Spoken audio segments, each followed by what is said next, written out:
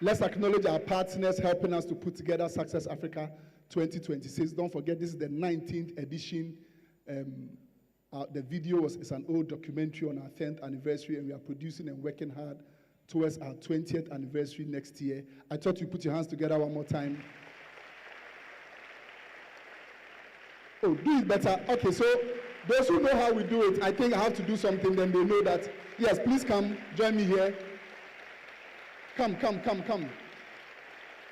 You are the only one clapping in the hall.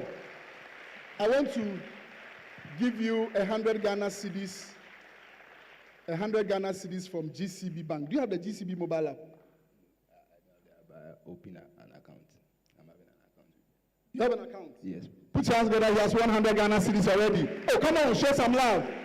Please go to the GCB desk, mention my name, and they would fund the account with 100 cedis. That clap can get you to the win the next. So do it better, do it better, do it better. So for us at LEG, it's been 19 years of impacting young people from across the country, Ghana, and moving to other countries, Nigeria, Liberia, Kigali, Rwanda, and we even hope to expand and do more of these particular countries. Our focus is to empower young people, challenge young people to stand up and to be able to believe in themselves and take advantage of the numerous opportunities. This year, our theme is Success Africa Beyond Vision. Vision alone is not enough. You need to have more than just vision. Many people can see the future, but only the courageous dare to pursue it. Today is a call to move beyond dreaming. Today is a call to move beyond dreaming, to dare when fear whispers retreat. I mean, I just got a call that some of our participants went to our old advertised auditorium. We needed to get a new place in 24 hours. And we thank you for responding to the call when we informed you of the change of venue due to some technical challenges. So what we try to let you know, you need to dare to be able to achieve whatever you set for yourself. In 2007, beginning this journey, I was clear in my mind, my goal is to transform lives and empower young people regardless of the financial difficulties. And I'm glad you're able to join us for today's conference. At today's conference, you'll be listening to several resource persons from various backgrounds, from health, from business, from finance, from mentorship, entrepreneurs, who'll be sharing their story with you, who'll be challenging you and encouraging you to act to be able to achieve. Africa does not need more spectators of greatness. We need builders, thinkers, creators, and doers. We need builders, thinkers, creators, and doers. Your background may explain you, but it does not limit you. Be not be limited by your background. Your age does not disqualify you. I was 19 beginning the journey. I was clear in my mind what this organized. But regardless of the difficulties we encountered in all these years, for us, it's about getting the results, regardless of the challenges. Chasing corporate institutions, not willing to fund it, we will still find a way, ways and means to still fund and to be able to put this together. I'm glad that we are receiving most of you from various institutions, right from University of Mines, Takwa to KNUST, to Koforidua Technical University, to Kumasi Technical University, to University of Education, Winneba, to the University of Cape Coast, to University of Ghana, to University of Professional Studies, Central University, GIMPA, Wisconsin University, and several other universities that will take time to acknowledge each and every one of them. Your resources do not define your potential. What changes lives is not intention, it is action. What rewrites history is not wishing, it is obedience to purpose. So today, dare boldly, act decisively, and achieve relentlessly. The future you are waiting for is waiting for you. Once again, welcome to Success Africa 2026. Put your hands together for yourself. Oh, you can do it better, you can do it better.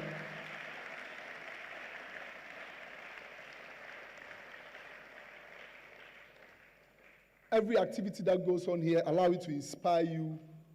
We'll take a minute to acknowledge our partners. Let's give it up for our lead partner, GCB Bank. Come on, GCB Bank, thank you so much. Oh, put your hands together for GCB Bank. From the managing director to the team at GCB, we say thank you. Let's also show some love to MTN Ghana. Show some love to MTN Ghana.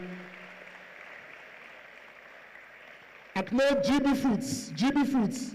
Today you'll be served with jollof and chicken. Oh, this club looks like they have to send the jollof back.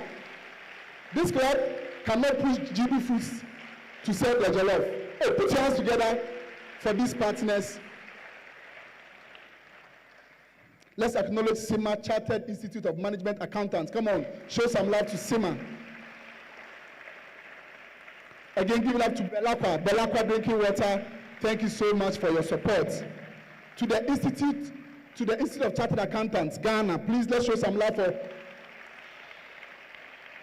𝐼CAG. Come on, let's show some love to 𝐼CAG. Don't forget, this is the beginning of a 3-month journey. This journey will lead us to the University of Cape Coast next week for the edition there as well. Then we continue the journey to Kumasi Technical University on the 20th of February. Then the 25th will be in Koforidua. Koforidua, are you in the house? Koforidua, are you in the house?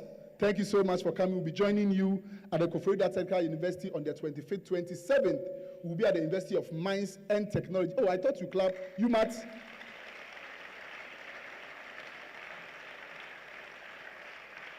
A powerful man just walked in. Oh, come on.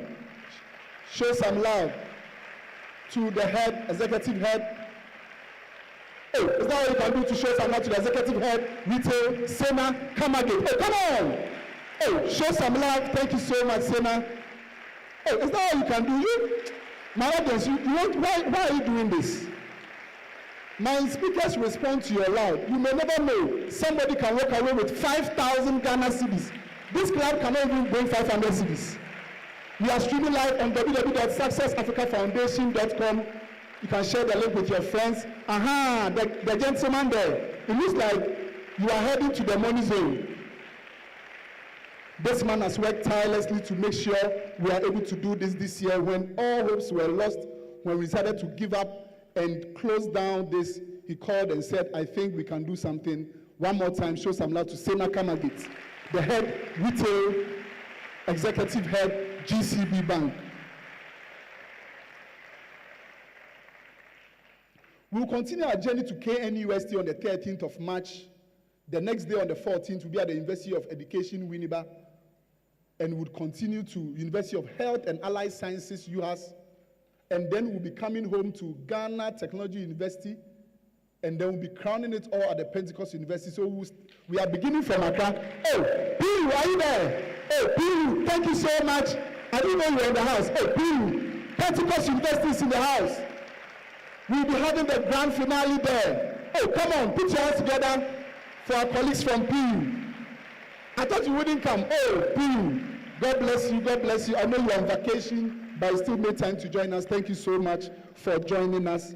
We still have more institutions, hoping that we would host them for this year's Success Africa.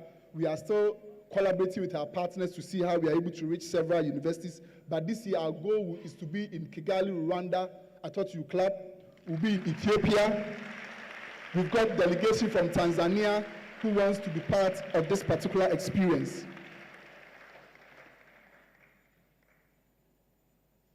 Without wasting much time, I'll be introducing our next speaker.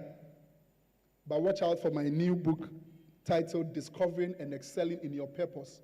In that book, you discover new information of how you can discover and excel in your God-given purpose. I'll be introducing the HR director.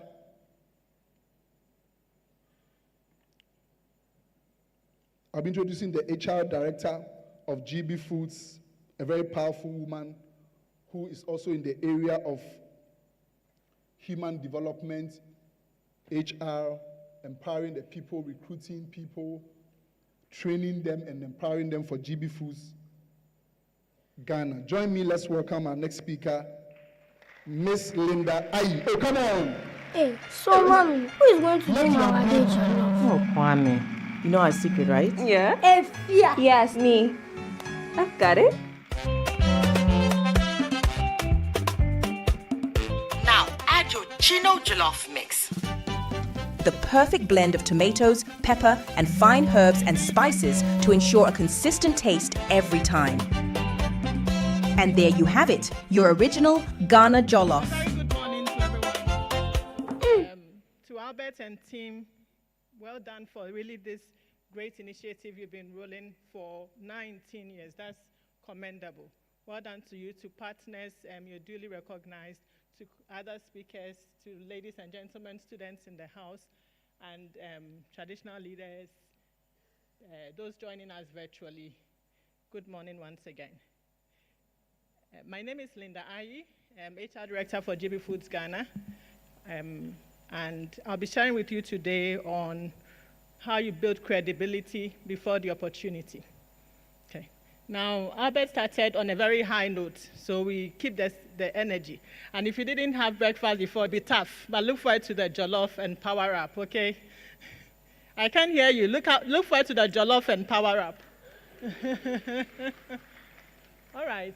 So just by way of introduction, I am a graduate of the University of Ghana. I studied business. Thank you. So I studied human resources from the School of Administration. I left many years ago.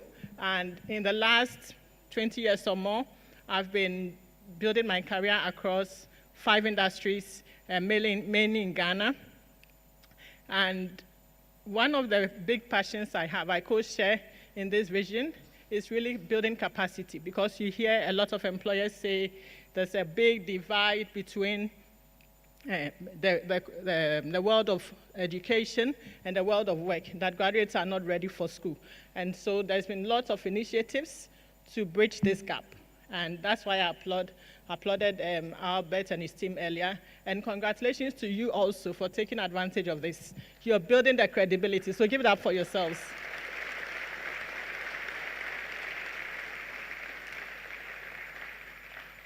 Okay, so essentially, I believe in Africa. I'm passionate about what Africa is able to achieve.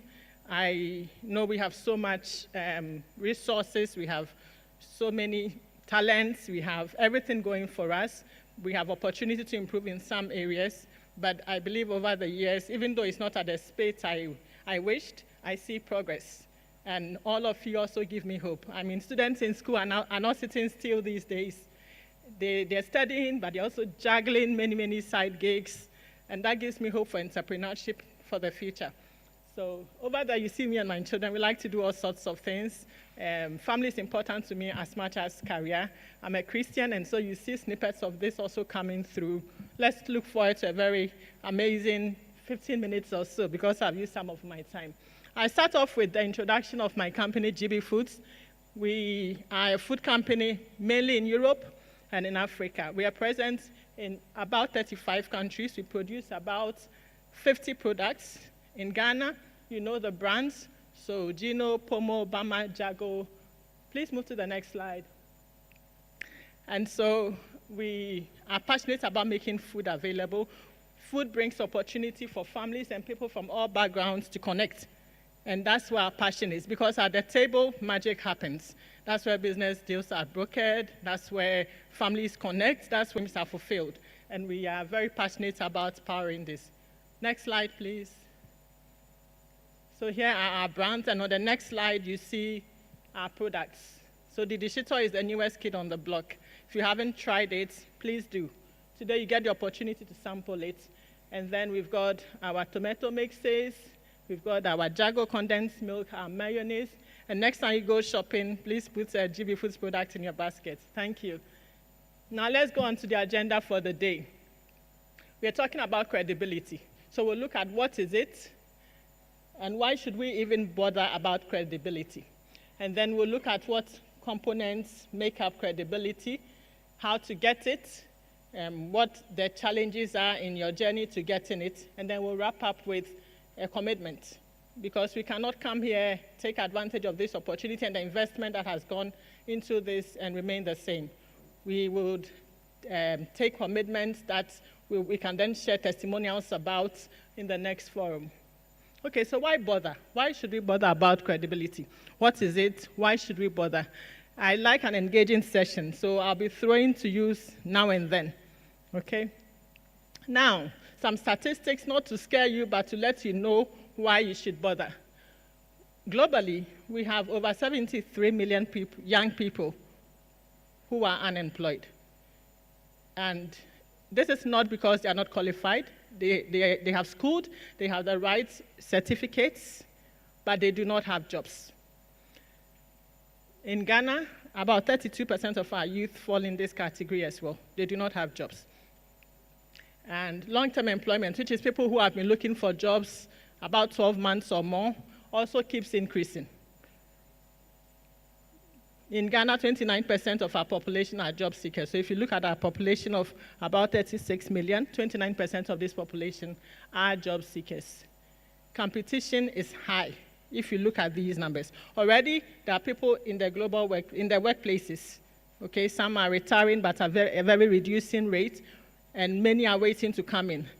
And so this is the population you'll be competing with if you choose to go into formal employment. But there are many other routes. There's entrepreneurship, and so don't narrow your scope. We'll talk about social media and digital presence. So I thought to put here that in Ghanaians who are present on LinkedIn comprise about 3.4 million, and that is extremely commendable. Also, globally, trust is reducing. People trusting others, looking up to others, believing people for what they can do, believing what people say is generally reducing. And there is research to back this. And so all the posts we make on LinkedIn and Facebook projecting certain views, about 66% of the world doesn't believe it because there's too much talk everywhere. And then finally, the concept of the sigmoid curve I put on there, and you see that later on in the slide. We can move on to the next slide. So this concept is by a researcher called Sigmoid, and he propounds a very interesting concept that says that every living being, and this includes businesses as well, go through a cycle. And this cycle is, they start off doing very, very well, ambitious, think of your typical company. Ambitious, striving, doing the right things, hiring the right people, motivated to deliver, and they build momentum all the way up. But then, at some point, they will start declining, whether they like it or not. And this is dictated by a couple of factors. It can be the external environment, it can be the internal environment. And we can go through a tall list. There wasn't enough time. I'd have shown a video that speaks to this. A video of the New York Stock Exchange from 1998 to 2018 that shows the trends of how companies have evolved and left. When we were growing up, there were so many companies. Kodak, they brought the biggest thing about cameras. Now they're nowhere to be found because mobile phones came and took over. Okay? And then we have companies, even in oil and gas, in mining, that are very fast being extinct. There was BlackBerry that came with phones. They were business phones, multi-purpose. Everybody was running after them. And then iPhones came and Samsung came, and BlackBerries are dead and gone. And so Sigmoid curve says to you that you may be high up today, but it's only for a short time because consumer needs change, environment changes, government regulations come up when you're not expecting it. And so you need to be aware of your environment, and at the appropriate time, and no one knows, you have to determine, you need to kick in a new curve. Kick in a new curve that brings, it might be a new business venture, it might be a new product line, it might be a change of operations altogether that will keep you sustainable. You do not get rid of the old curve, but you introduce a new curve to increase sustainability. And it applies to human beings as well. So you've come out of school, you have your degree, maybe you land a job. You do it for 10 years, 5 years, whatever.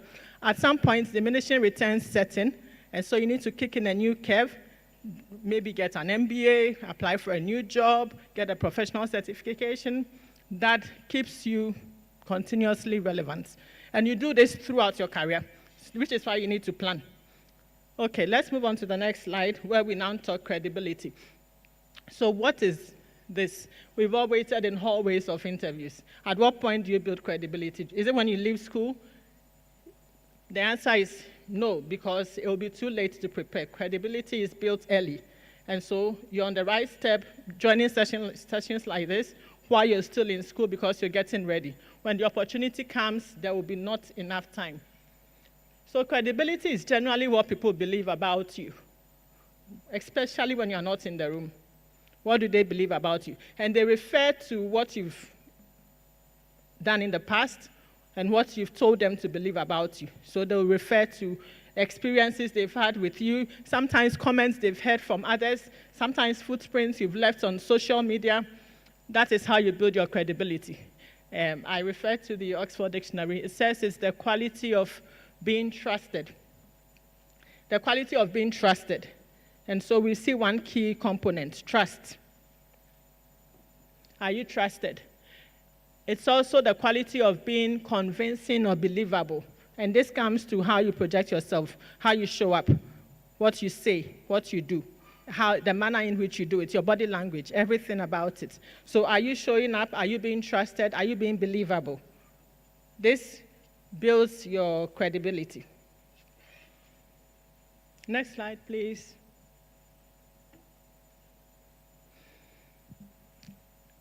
Okay, so now we know what credibility is. How do we build it? There are certain pillars that help us determine whether we are credible or not and help us set off on our journey to being credible. And the first one is competence. So what is competence? Competence is, are you able to do what you say you can do successfully and consistently? So when we put our CVs together and we are claiming we have competence in Excel, do we have that competence? If we are given the laptop to work on Excel, are we able to show that competence? And successfully means being able to actually do it as expected. Consistently means being able to do it more than once. So it's not magic. It's not a one-off show. It's ability to do it many, many times. And then the next one, we have, please go back. We have character. And attitude comes in here as well. Some of us think character is not important, but competence will get you in. But it's your character that keeps you in. So whether you continue being employed, you cannot fake it forever. So if you're not genuine, you don't have the right habits, you don't show up intensely, you don't treat people well, you don't respect the rules, it gives up on you. After some time, your competence cannot hold you up. Your character is that which holds you up. And then there is connection, and this is building networks. So who do you connect with? A lot of our youth today say they take advice from their peers.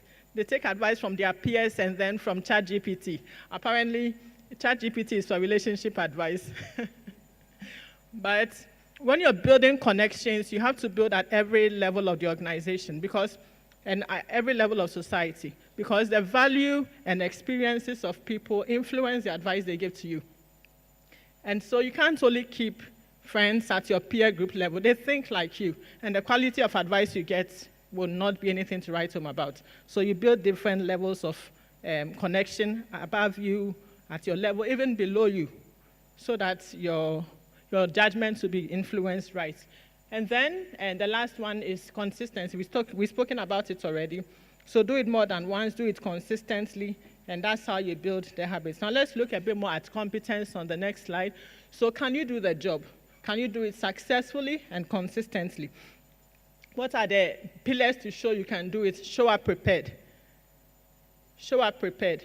So if you're going for an interview, the first opportunity they have would have been your CV. Some employers go onto the website to check what your digital landscape shows, okay, to get a sense of who you are, what you're up to. We even go to the extent of calling people, calling your previous employees, and this is not the formal one.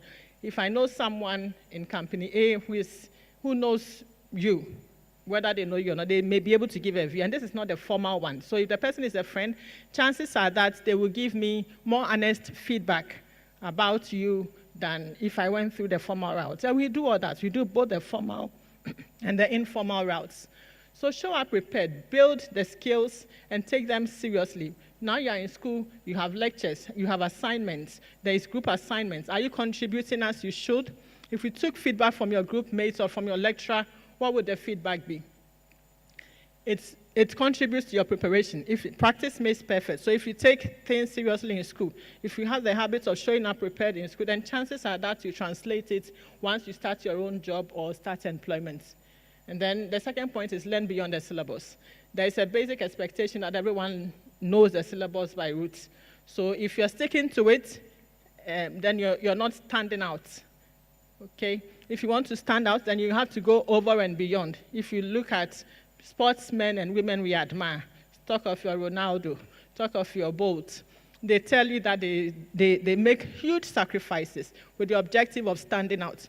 Before we come for this presentation, and I'm sure this will be common through all the speakers, hours of preparation would have gone up. The time to show what you've got is only limited, but the preparation required is massive. And you need to be willing to sacrifice, you need to be willing to put in the investment, otherwise you cannot show up right, and consistently so. The third pillar, say it, do it, repeat. I mean, if you cannot simply do what you say, then it's a non-starter. No one is forcing you to say it, but once you say it, you have to live up to your word. If you cannot do it, don't say it. If it's not true, don't mention it on your CV. And then the last one is build real skills. What do we mean by real skills? We'll give some examples on the next slide. Now, when you go to school, it's an academic institution, so it's not as practical as you would need in the world of work. And so while you are there, you need to find out what the critical skills are and build them. Study your Microsoft Excel and PowerPoint and Word in school. The workplace is not where to learn it. Today, data analysis is key. It's like your communication skills. You should be able to take data and make meaning of it. Communication skills are key. You need to be able to say what you mean intently. If the people are hearing something else, then you're not communicating. If you're not showing up confidently, then you're not communicating. We say change is a constant. It means that everything is changing every day. It means that we need to be able to adapt to the change, accept the change, and position ourselves to succeed or thrive through the change. So adaptability is also one of those skills. So you must have these competencies. There are resources everywhere, on free resources, on learning sites, LinkedIn Learning, and YouTube has lots of videos on all of these topics. So spare some of the TikTok time. Hello? Spare some of the TikTok time and invest in building these capabilities, because they are the ones that make you stand out. If everyone comes with their degree and there is one job and 500 applicants, what will make you stand out? These skills. The next competency we looked at was character. So what is character? Can we move on, please? So character is really about how you show up. How do you show up? What do people see? What is important to you? What are your personal values? Do you honor your word? What are you known for? How do you treat people? Do you abide by the rules? My former boss was very passionate about how our younger people showed up in the place of work, because they grew up in a less rigid society. And so this tends to feed into the place of work. And they come to work, they want to come at any time. They forget that there are demarcations between work and play. And he is very intense. There was a book, he actually sponsored them, and I recommend it. It's one of the recommended readings I shared with you. It's called The Rules of Work. And the rules of work will not change. You can come in a t-shirt, but I have a certain perception of the person who shows up more properly dressed in a jacket and tie. They took it more seriously, so they get that credit. So the rules of work will not change, and so learn to respect the rules.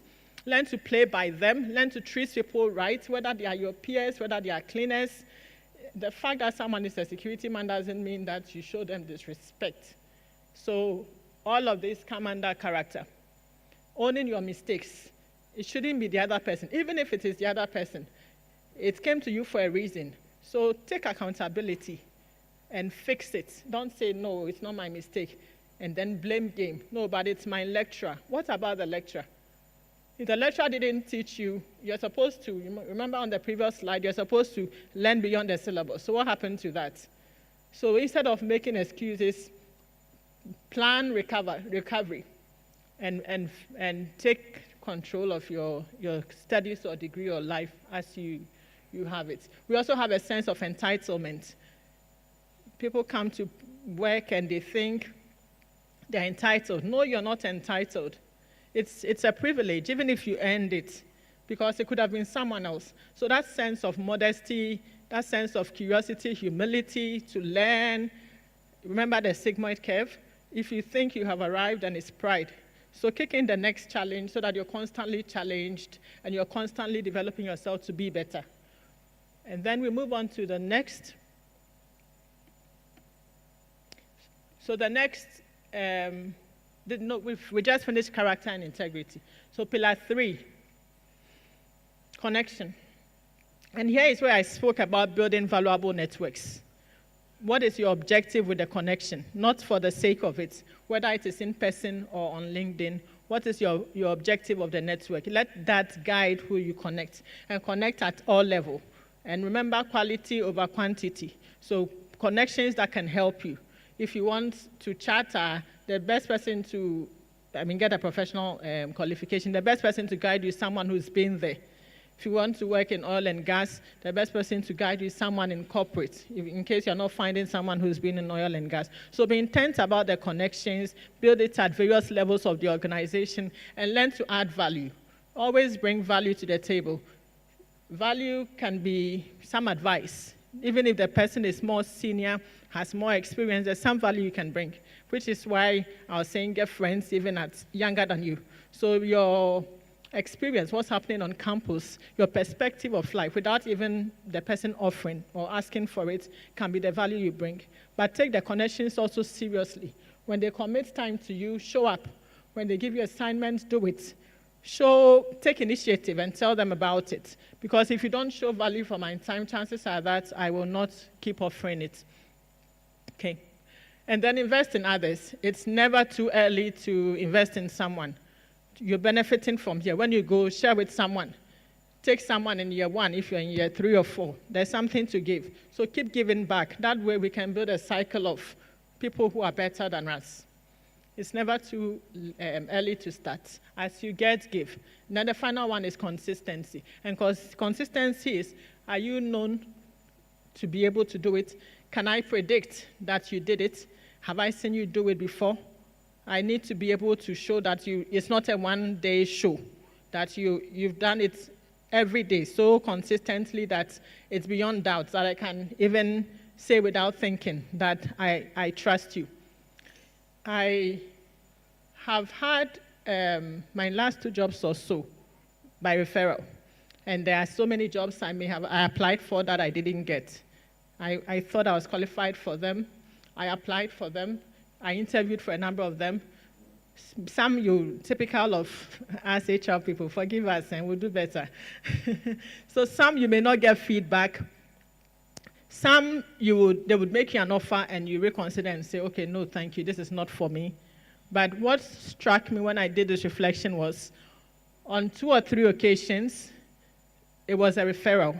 Someone who knows me and knows the person hiring referred me to the RE and said, I refer this candidate. And then I'm sure some people are thinking, that is the who you know, that is the who you know. But no, it does not exempt me from meeting the criteria. So I went through the process. I had to interview as many times as there was, do aptitude tests, do whatever there was required. But I proved myself, and it does 2 things. It gives credence to the other person, so next time they make a referral, it is taken seriously. And then it also proves to you that you have a charge to keep. The one you've kept till now has helped you till now, but you have a charge to keep for the future, because people are always asking. And that's just where I post what you say, where. Don't get a mad moment, because you cannot undo it. People will not forget, people will remember.